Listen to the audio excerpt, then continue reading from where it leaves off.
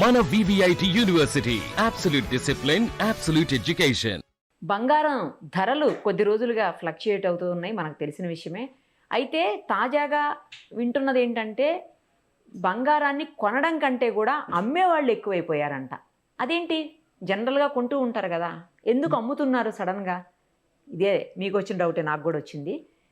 So ఇదే విషయం మనం ఇప్పుడు ప్రముఖ మార్కెట్ అనలిస్ట్ ప్రశాంత్ గారిని అడిగి తెలుసుకుందాం. ప్రశాంత్ గారు నమస్తే అండి.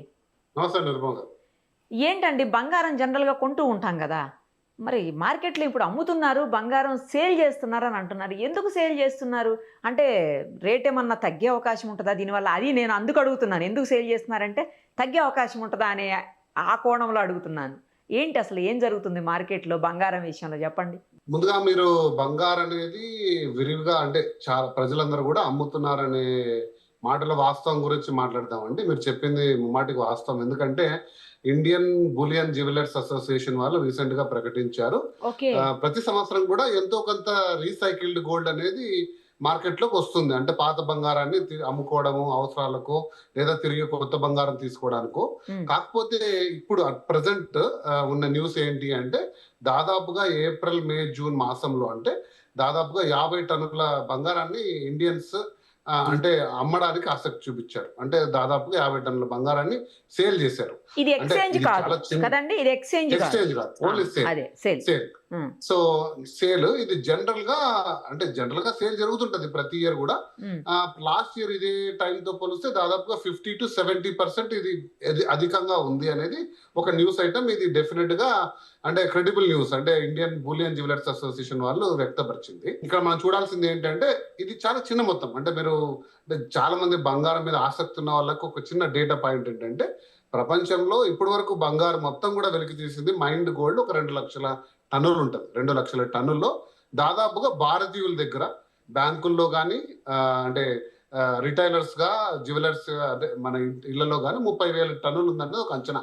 భారతీయుల దగ్గర అత్యధికంగా ప్రపంచంలో అత్యధిక రీటైలర్స్ గా అంటే ఇళ్లలో 30,000 టన్నులు ఉందని ఒక అంచనా. దాంతో పోలిస్తే 50 టన్నులు పెద్ద బంగారం ఏం కాదు, కానీ 50 టన్నులు చాలా చిన్నది. కానీ అమ్ముతున్న విధానంలో కానీ అమ్ముతున్న వాల్యూమ్స్ లో చూసుకుంటే మీరు చెప్పిన మాట ముమ్మాటి కూడా వాస్తవం. అది ఎందుకనేది ఒకసారి చర్చిద్దాము. బట్ కాకపోతే ముందుగా బంగారం రేటు, దాని స్థాయి గురించి ఒక చిన్న మాట కామెంట్ చేసి అటు వెళ్దాం. బంగారం రేటు డెఫినెట్ గా మనం అనుకున్న స్థాయి కంటే కూడా దాదాపుగా 1,40,000, 1,39,000 24 క్యారెట్ల బంగారం నాకు తెలిసి ఇయర్ టైంలో ఇదే లీస్ట్ అనమాట. దాదాపుగా 1,39,000 24 క్యారెట్, 1,21,000 అరౌండ్ 22 క్యారెట్, 1,22,000 లో 22 క్యారెట్ బంగారం వెళ్ళడం అనేది జరిగింది. ఇది అసలు భారతదేశంలో బంగారం ఎంత అమ్మినా కొనినా ఈ రేట్ కి దానికి తేడా ఉండదు. ఎందుకంటే గోల్డ్ అనేది డిటర్మైన్ అనేది అంతర్జాతీయంగా డిటర్మైన్ అవుతుంది. అది కూడా డాలర్లలో ఔన్స్ బంగారం డిటర్మైన్ అవుతుంది. వరల్డ్ గోల్డ్ కౌన్సిల్ ప్రకారంగా ప్రపంచంలో జరుగుతున్న ఇన్వెస్ట్మెంట్స్ లేదా డాలర్ వాల్యూకి సంబంధించి, యుఎస్ లో జరుగుతున్న ఫెడ్ రిజర్వ్ కరెక్షన్ చేస్తున్న వడ్డీ రేట్లకు సంబంధించి బంగారు వాల్యూ ఎప్పుడు ఆధారపడి ఉంటుంది. కాబట్టి వాటికి భారతదేశంలో జరిగే ట్రాన్సాక్షన్స్ కి బంగారు ధర అనేది డెఫినెట్ గా మారదు. ఇక్కడ మీరు ఒక 100 టన్నులు 500 టన్నుల బంగారు ఇక్కడ అమ్మినా కూడా ప్రపంచంలో ధర అనేది ఖచ్చితంగా తేడా రాదు. సో బంగారు ఆ రేంజ్ లో ట్రేడ్ అవుతుంది. కాబట్టి మనం వాస్తవంగా చూసుకుంటే ప్రపంచంలో ఆర్థిక మాంద్యం కాకుండా కూడా ద్రవ్యోల్బణం, ఇన్ఫ్లేషన్ అంటారు. అమెరికాలో ఇన్ఫ్లేషన్ భయం పట్టుకుంది. దాదాపుగా వస్తువుల ధరలన్నీ పెరుగుతున్నాయి. కాబట్టి వాళ్ళ సెంట్రల్ బ్యాంక్ ఫెడ్ రిజర్వ్ ఇక వడ్డీ రేట్లను తగ్గించకూడదు, వీలైతే పెంచాలని సంకేతం ఇవ్వడము, అక్కడ ఉండే బాండ్ ఈల్డ్స్ ఇస్తున్న రిటర్న్స్ చాలా లాభదాయకంగా ఉండడంతో ఇన్వెస్టర్లు అందరూ కూడా బాండ్ ఈల్డ్స్ వైపే మొగ్గు చూపడంతో బంగారం అనేది కాస్త ప్రేమ తగ్గడం, దాని వాల్యూ తగ్గడం జరిగింది గత 2-3 నెలలుగా. ఎందుకంటే 2024 లో మొదలైన బంగారు అప్రత్యాశంగా దాదాపు డబల్ అయింది. 25%, 28% 24 లో ఇచ్చింది, 75% 25 లో ఇచ్చింది. అప్ టు మార్చ్ వరకు, యుద్ధం మొదలు కానంత వరకు కూడా 10% గ్రోత్ తో 1,70,000 ఉన్న బంగారం అమాంతంగా ఇప్పుడు 1,40,000 పడింది. ఇక్కడ నుంచి ఎక్కడికి వెళ్తుంది? 1,20,000 వెళ్తుందా, లేదా కొద్ది మంది అంటున్నాడు 1,00,000 వెళ్తుందా అనేది మనం ఆలోచించలేం. కానీ దాదాపుగా 1,40,000లో విత్ హోల్డ్ చేసుకోవచ్చు అనేది ఒక అంచనా. కాకపోతే భారతీయులు అనే వాళ్ళు ఏంటంటే ఇక్కడ ఇంతకంటే తక్కువ పోతుందేమో, బంగారు ఎక్కడికో వెళ్ళిపోతుందని దాదాపుగా పాత బంగారంతా ఇంట్లో మార్చకుండా అట్లే పెట్టుకోనో, లేకపోతే తాకట్టు పెట్టి అప్పులు తెచ్చుకున్న బంగారంపై రుణాలు పెరిగిపోవడము, ఇంకోటి చూసుకుంటే ఇంకా పడిపోతుందనే ఒక భయాందోళన వాతావరణంలో బంగారు భారతదేశంలో విరివిగా అమ్ముతున్నారు. సో అది ఒక సంకేతంగా నాకు కనపడుతుంది. ఇక 2 ఏంటి అంటే ప్రాఫిట్ బుకింగ్. కొద్దిమంది దాదాపు లాస్ట్ ఇయర్ లో మంచిగా అంటే మనం వీడియోస్ చేస్తున్న టైంలో చాలా మంది 80,000 90,000 తీసుకున్న వాళ్ళందరూ కూడా ఇంకా తగ్గుతుందేమో, ప్రాఫిట్ బుక్ చేసుకుందాం, వీలైతే తగ్గితే మళ్ళీ కొందాం 1,20,000 కొందాం ఏముంది అని చేసి వాతావరణంలో జరగడం జరిగింది. ఎందుకు చెప్తున్నానంటే ఇది వాస్తవంగా నేను 2-3 అంటే నేను రెగ్యులర్ గా సుమన్ టీవీ ద్వారా వీడియోస్ చేస్తుంటాను కాబట్టి నాకు వచ్చే కాల్స్ సంఖ్య పెరిగింది. ఏం చేయాలి, కొంచెం అవసరం ఉంది, ఇప్పుడు అమ్ముకోవచ్చా, ఇంకా దరిదాపుల్లో పెరిగే సంకేతాలు అయితే లేవు కదా అంటే ఇప్పుడులో పెరగకపోవచ్చు అంటే అయితే ప్రస్తుతానికి కొంచెం అమ్మేసి మళ్ళీ తగ్గితే చూద్దాంలే, లేదా పెరుగుతున్న ట్రెండ్ లో ఉంటే మళ్ళీ చూద్దాంలే అనే వాతావరణంలో ఉంది. కొద్దిమంది క్యాష్ వైపు ఎక్కువ ప్రిఫర్ చేస్తున్నారు. గ్లోబల్ గా పరిస్థితులు బాలేవు, రియల్ ఎస్టేట్ మార్కెట్ కూడా ఆశాజనకంగా లేదు. ఎందుకంటే రియల్ ఎస్టేట్ మార్కెట్ లిక్విడ్ కాదు. ఈరోజు అత్యవసరం వస్తే మనం ఖచ్చితంగా ప్లాట్ అమ్మి డబ్బులు తీసుకోలేం. సో అది ఎప్పటికైనా పోవచ్చు, ఎంతకైనా పోవచ్చు. అదే బంగారం ఉంటే క్యాష్ లాగా ఉంటది. ఆ బంగారు క్యాష్ వాల్యూని ఎందుకు తగ్గించుకోవాలి? మార్కెట్ లో ఇప్పుడు వడ్డీ రేట్లు దాదాపు 7 to 8% ఉంది, లేదా ప్రైవేట్ గా లెండింగ్ చేసుకున్నా కూడా 12% తక్కువ లేదు. సో అలాంటి వాతావరణంలో ఎందుకు ఎటువంటి రిటర్న్ ఇవ్వని గోల్డ్ ఎందుకు పెట్టుకోవడం అనేసి చాలా మంది కూడా ఈ అంచనాలతో సేల్ చేసుకుంటున్నారు. సో అదొక వాతావరణంగా నాకు కనపడుతుంది. కాబట్టి ఈ బంగారు అనేది డెఫినెట్ గా మనం అంచనా వేయలేని స్థితిలో ఇప్పుడు ఉంది. కొంచెం కోల్డ్ గా కంటిన్యూ కావచ్చు. ఇంకా ఇంత నుంచి అయితే నేను అందరూ ప్రెడిక్ట్ చేస్తున్నట్టు ₹1,00,000కి 1,10,000కో పడిపోతుంది నేనైతే స్థిరంగా అనుకోవట్లేదు. బట్ ఏదైనా చెప్పొచ్చు. అందుకే నేను ఎప్పుడు ఈ స్టాచ్యూరీ వార్నింగ్ ఇస్తుంటాను. మనం ఇచ్చే చర్చల ద్వారా, మనం చేసే అంచనాల ద్వారా ఎవరు బంగారు కొనొద్దండి, అమ్మొద్దండి.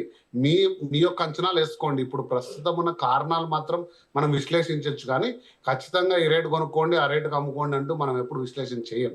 సో కాబట్టి అంచనాలు ఎవరు ఏలేరు, ఒకవేళ వేస్తున్నారంటే అది డెఫినెట్ గా కూడా తప్పే. కాకపోతే ఈ కోల్డ్నెస్ చాలా రోజులు కంటిన్యూ కావచ్చు.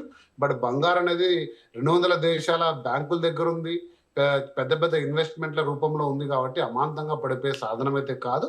తరతరాలుగా కొన్ని వేల సంవత్సరాలుగా బంగారు అనేది ఒక ఇన్సూరెన్స్ అసెట్ గా ప్రజలని, రాజ్యాలని, దేశాలని ఆదుకుంది, మనల్ని కూడా ఆదుకుంటది. కాబట్టి అమాంతంగా ఏదో అయిపోతుందని మాత్రం నేను ఎప్పుడు ఆ విశ్లేషణ ఆ రేంజ్ లో ఎప్పుడు చేయను, అది నేను నమ్మను కూడా. సో కాబట్టి దాన్ని ఆచితూచి వేయండి. బహుశా ఇప్పుడు కొంచెం చల్లగా ఉంది, అనుకున్న స్థాయిలో ఫాస్ట్ గా ఎదగకపోవచ్చు, అంత ఫాస్ట్ గా పడదు కూడా. బట్ కాకపోతే మీకున్న పరిస్థితుల్లో మీరు గోల్డ్ తాకట్టు పెట్టుకోవచ్చు, లేదా మీరు ఇంకా ఇన్వెస్ట్మెంట్ చేసుకోవాలనుకుంటే ఇది కూడా ఒక రైట్ టైమే. అంటే తగ్గుతున్నప్పుడు కొనుక్కోవడం అనేది కూడా ఒక వైజ్ ఇన్వెస్ట్మెంటే. మీ పరిస్థితులను బట్టి వెళ్ళండి. బట్ అది ఏదో అయిపోతుందని చెప్పి ప్యానిక్ సెల్లింగ్ అయితే చేయొద్దండి. ఏదో బంగారు 1,00,000 కింద పడిపోతుంది, ఈ రోజు ఉన్నదంతా అమ్మేసుకుందాం, మళ్ళీ ఏమైపోతుందని అంచనాలతో వెళ్ళొద్దండి. మీ ఆర్థిక స్థితిగతులు చూడండి, న్యూస్ ని కూడా అంచనా వేసుకోండి. ఏదో వదంతులను నమ్మద్దండి, 1,00,000 కిందకి పడిపోతుంది టపా అని చెప్పేసి. మన భారతదేశ పరిస్థితులను బట్టి, లేదా ఒక మోడీ గారు స్టేట్మెంట్ ఎందుకు ఇచ్చారు, మన యొక్క డాలర్ కి ఇండియన్ రూపీ వాల్యూ మన ట్రేడ్ డెఫిసిట్ కోసం మోడీ గారు ఇచ్చారు, కానీ బంగారు ధర ఏదో పడిపోబోతుంది మీరు కొనుక్కోవద్దనే సంకేతం కాదు. అసలు అది కంప్లీట్లీ డిఫరెంట్.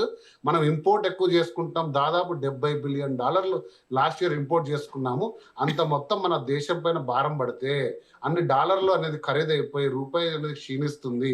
కాబట్టి మీరు ఒక సంవత్సరం ఆపుకోండి అన్నారు, కానీ బంగారు ధరలు అయితే తగ్గుతాయనో ఇంకోటి అయిపోతుంది అనేది కాదు. అది ఆ ప్రచారంలో వాస్తవం లేదు. బంగారు ధరలు మన భారతదేశంలో జరిగే ట్రాన్సాక్షన్స్ ఆధారంగా నిర్మితం కావు. ఖచ్చితంగా ప్రపంచంలో పరిస్థితులను బట్టి అవుతాయి. అవి ఇంకొక 6 నెలలు సెటిల్ కావచ్చు. మళ్ళీ భారతదేశంలోనే కాదు, ప్రపంచ దేశాల్లో ద్రవ్యోల్బణం స్థాయి కిందికి వచ్చి బ్యాంకులు వడ్డీ రేట్లు తగ్గిస్తే బంగారు ధర ఖచ్చితంగా రెక్కలు వస్తాయి. ఆ రోజులు మనం చూస్తాం. అప్పటి వరకు కొంచెం ఆచితూచి వేయండి అని నేను చెప్తాను. ఏదైనా 1,00,000 కింద అయితే పడదు కదా, అది గ్యారంటీ. 1,20,000 వరకు కూడా దాదాపు రాకపోవచ్చు అండి నిరుపమ గారు. ఎందుకంటే లాస్ట్ టైం 1,40,000 వచ్చినప్పుడు మళ్ళీ తిరిగి పుంజుకొని 150 వరకు వెళ్ళింది. బట్ ఇప్పుడు చాలా కోల్డ్ గా ఉంది. 140 చాలా రోజుల నుంచి ఉంది. 140 అనేది 1,00,000 కిందికి వచ్చే బంగారం ఛాన్సే లేదండి. 1,20,000 వరకు కూడా రాకపోవచ్చు. బహుశా కొంచెం కోల్డ్ అవుతుండొచ్చు. బట్ కొనాలనుకుంటే కూడా ఇది మంచి టైమే కావచ్చు. లేదా మీరు సెల్ చేసుకొని అది ఏదైనా ఆర్థిక అవసరాలు ఉన్నాయి, ఇంకా కొంచెం పడుతుంది అనుకున్నా కూడా కొద్ది మొత్తంలో మీ అవసరాలను దృష్టిలో చేసుకోండి. లేదా తనఖా పెట్టుకోండి. ఇప్పుడు లోన్ టు వాల్యూ కూడా దాదాపుగా ఆర్బీఐ రూల్స్ అన్ని సడలించింది. ఏ రోజు వాల్యూ ఉంటే ఆ రోజు వాల్యూ ప్రకారం ఇస్తున్నారు బ్యాంకులో లోన్స్ కూడా. కాబట్టి చూసుకొని వేయండి అని చెప్తాను. రైట్ అండి. Thank you so much. Thank you.